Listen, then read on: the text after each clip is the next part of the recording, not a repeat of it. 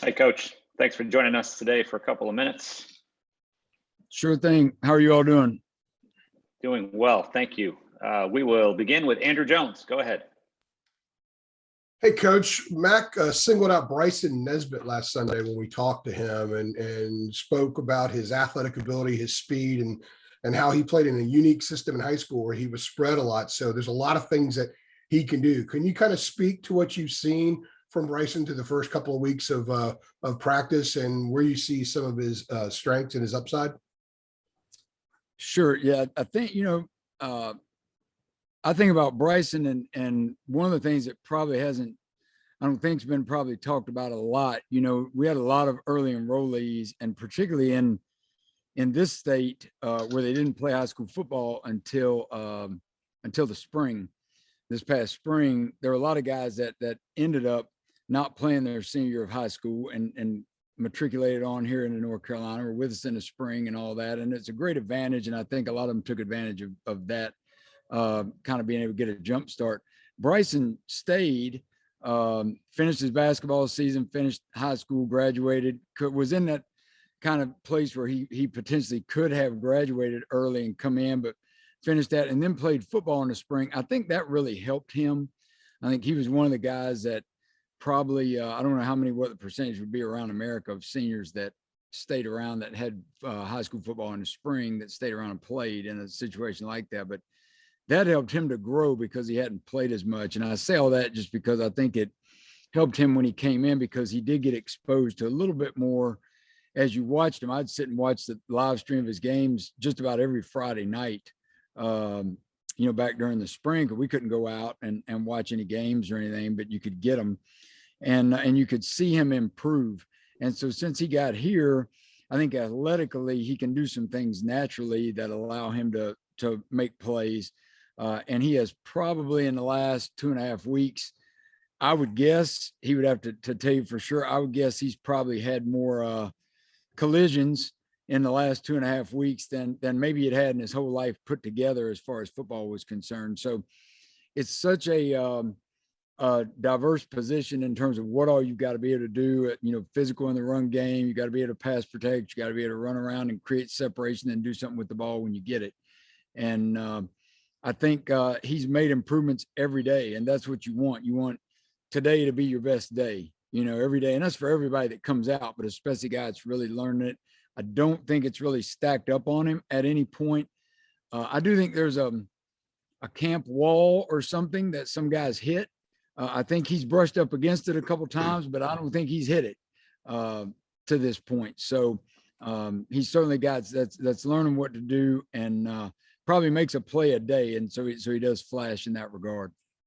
Garrett Walston is on the other end of the spectrum from Bryson. He's been around for quite a while. In fact, you've known him for a while. When you were at Georgia, you recruited him there as well. And he cited you as one of the reasons why he decided to take advantage of the super senior year and come back, because of what the team could do and because of what he might be able to achieve, because he wants to play at the next level. How have you seen him progress to where his opportunities at the next level are going to be better now because he's come back?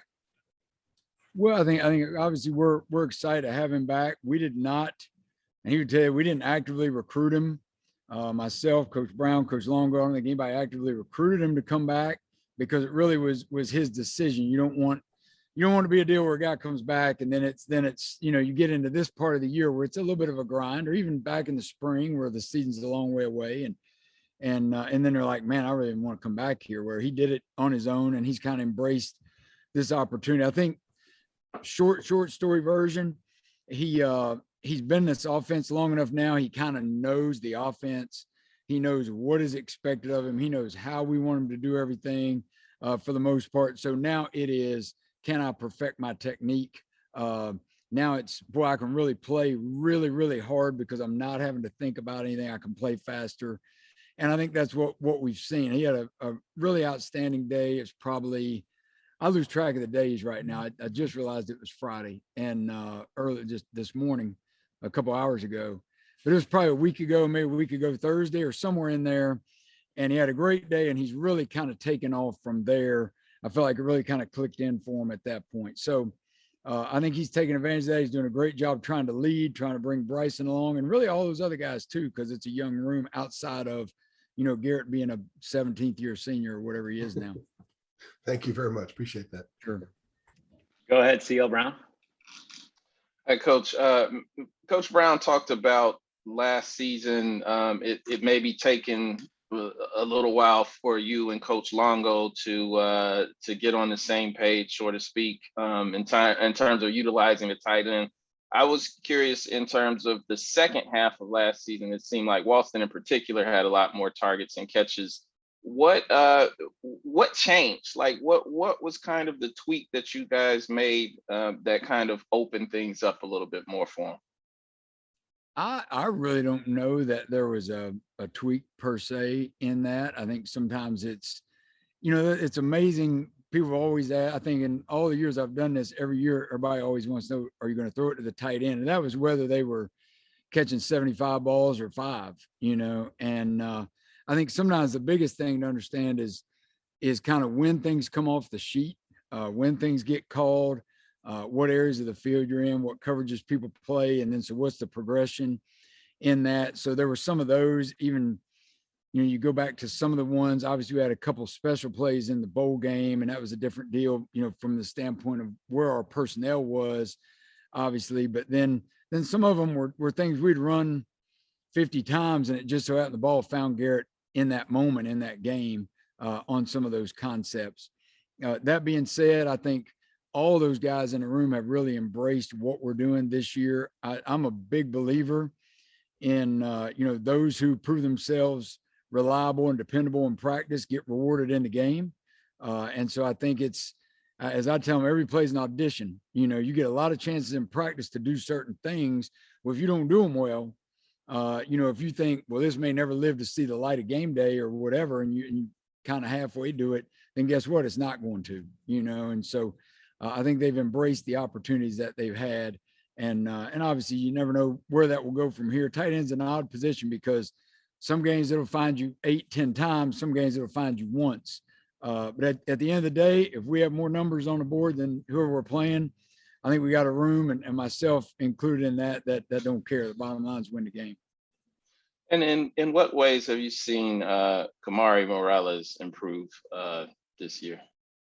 Kamari, at the risk of, maybe this will challenge the other guys, because I say it in the room sometimes, but at the risk of saying it publicly and somebody get their feelings hurt. But I think Kamari is probably the most technical or fundamentally sound guy in the room. Kind of shows up, same guy every day, and brings great effort, great energy, great attitude, and really has been that way in the room. Coach Brown shows some effort plays every morning in the team meeting. I love that part of it, because sometimes it's stuff that you might not have seen someone else in another room do on a play. You're going through the tape, you're really focused on your guys or whatever, and you get to see how hard certain guys are playing. I think it helps the team. I think it becomes contagious, but every guy in that tight end room, from Garrett, Kamari, Will Crowley, Bryson, John Copenhaver, all those guys have shown up at some point or another in the last 2 weeks on that effort tape. And it's like 3-4 clips a day from the offense, defense, and kicking game. And so it says a lot about him. And Kamari is kind of, in my opinion, a big leader in that regard. A guy who's really carving out a nice little niche for him, and has earned more playing time for us. All right, thanks. Go ahead, Gregory Hall. John, what would you say is the group as a whole, their strength? Wow, that's it's tough to say because we talk about so many things that you got to be able to do, and again, I talk about a lot of things that Coach Brown will say, and he will challenge us as position coaches a lot, and he'll talk about, here's the kind of list the 3 to 5 things your position has to do well, to be able to not only for a guy to be able to play, but then for us to win. And there really are, sometimes it's hard to limit it to 5, because like I said a minute ago, you got to be a great point of attack blocker. In our offense, you better be a great space blocker because of the bubble screens and some of the things on the perimeter that you have to do. You've got to be a really good route runner and be able to catch the ball and do something with it when you get it. You got to be a good pass protector, and sometimes that may be against an elite rusher, whether it be a defensive end or an outside backer or somebody on the other team. So all of those things that go into it, and it's kind of something that probably I just talked about, that I would say, if you said, what do they do best?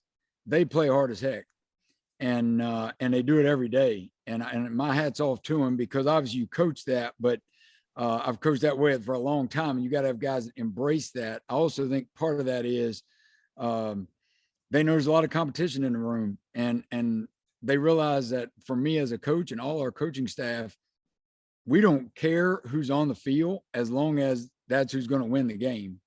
So that can be good and bad. If somebody's better at something than somebody else, they get on the field. If somebody's not giving effort, they can go sit down by me.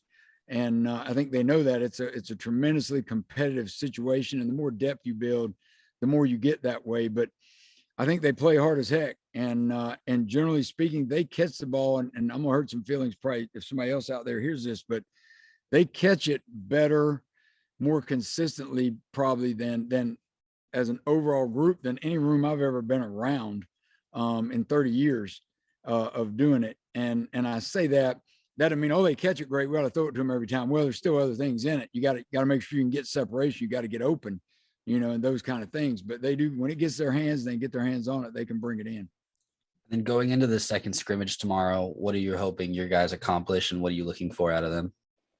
I really want to see us play fast, play with a sense of urgency. It all sounds like coach speak, but I think they've got a pretty good grasp of what we are doing. We've been working the heck out of how to do it. So I hope we're cleaning up some of the things. It looks like we've done some of the things fundamentally we're getting better at.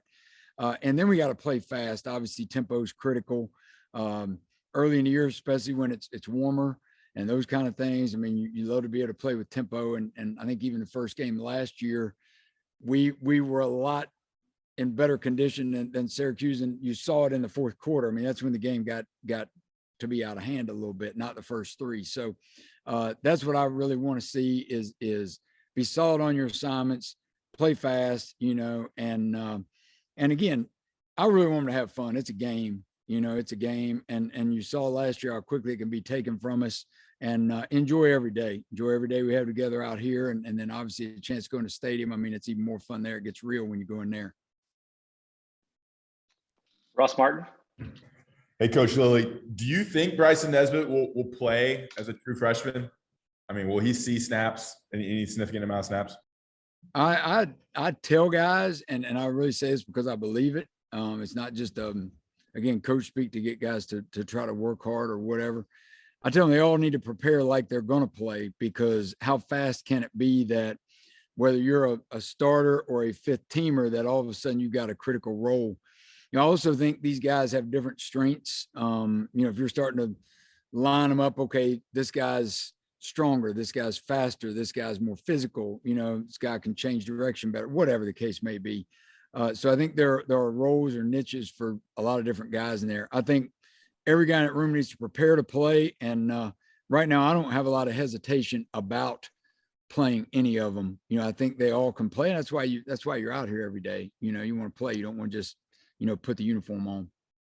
And I think this is the first time we talked to you since you were introduced. That was pre-COVID, back in January or February when you arrived at UNC.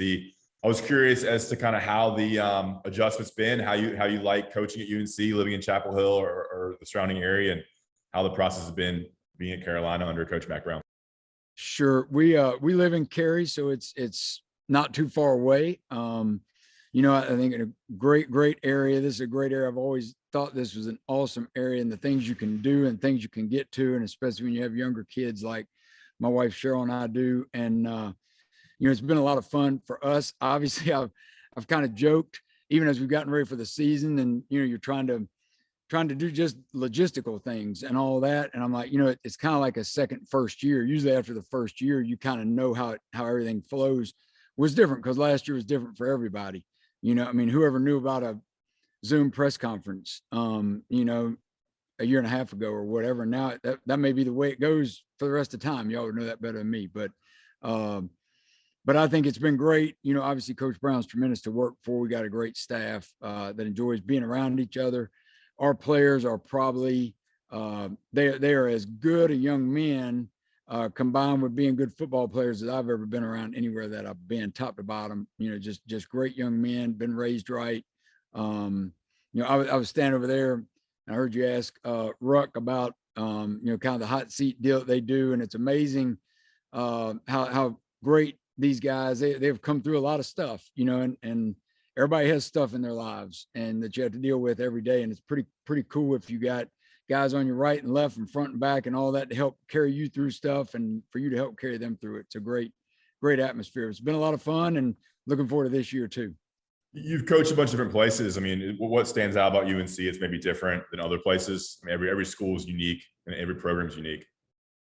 I'm going to say this because it's kind of fresh in my mind, but our first meeting every day when they have school is at 6:30 a.m.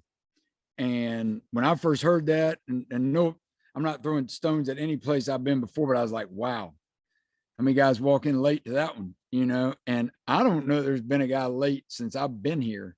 And that's with all the logistical changes last year. I mean, some days you weren't sure where you were meeting, like, oh, we're going to meet here. And then 20 minutes before, no, we had to move here and do this. And then again, the academic report is usually very clean, in terms of who was late for something, who missed something, whatever.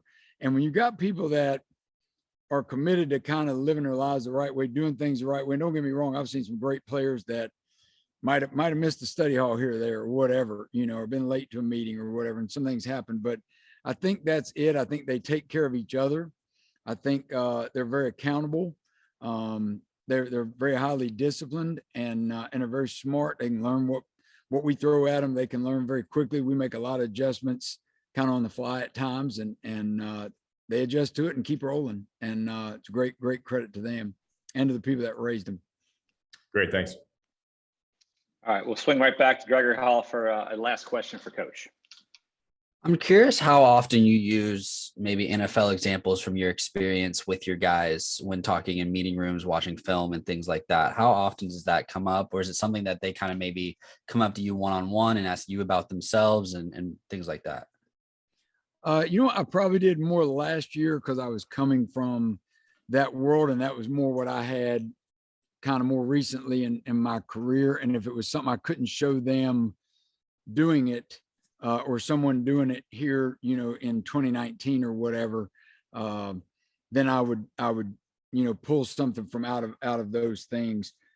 Every once in a while, there'll be something, it might be something about a little way to run a route, because obviously guys that are experienced at that level, it's a different game. Nobody can touch you after 5 yards up there. So, I mean, they're yanking, grabbing, pulling, banging you around at 20 yards down the field here or whatever, so it's still a different world. But obviously you see some elite guys and even maybe not guys I've coached, but guys that I have seen do things.